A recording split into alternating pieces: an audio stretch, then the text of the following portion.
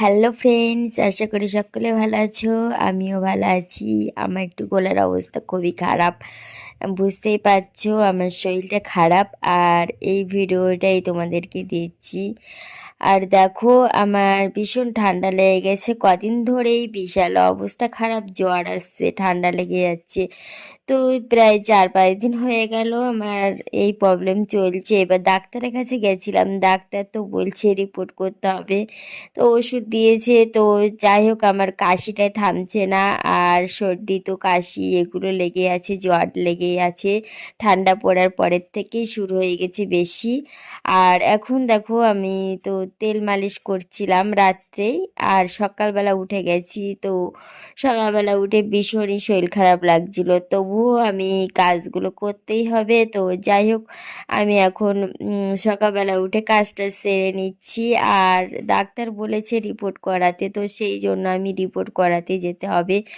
আর আমি দেখো, রাত্রিবেলা তেল মালিশ করে শুয়েছিলাম, তার জন্য একটু ভালো ছিল।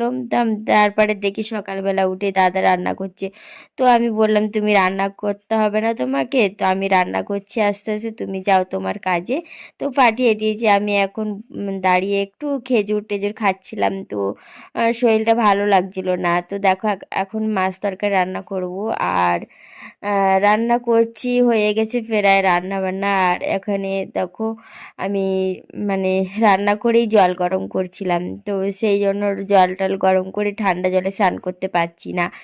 খাবার জলও গরম করে খাচ্ছি, আর স্নান করার জলও গরম করেই স্নান করছিলাম। তো যাই হোক, আমি এখন ডাক্তার কাছে চলে এসেছি। বন্ধুরা, ডাক্তার তো 3টে রিপোর্ট করতে দিয়েছিল, ব্লাড টেস্টও।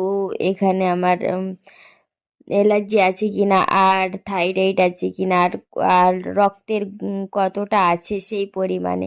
তো 3টে রিপোর্ট আমার করতে দিয়েছিল, তো আমি 3টে রিপোর্ট করেছি। তো মোটামুটি সবগুলো প্রায় ভালো এসেছে, কিন্তু একটা ভালো আসেনি। ব্লাড প্রচুর কম আছে। তো ডাক্তারে বলছে ব্লাড এত কম কিভাবে।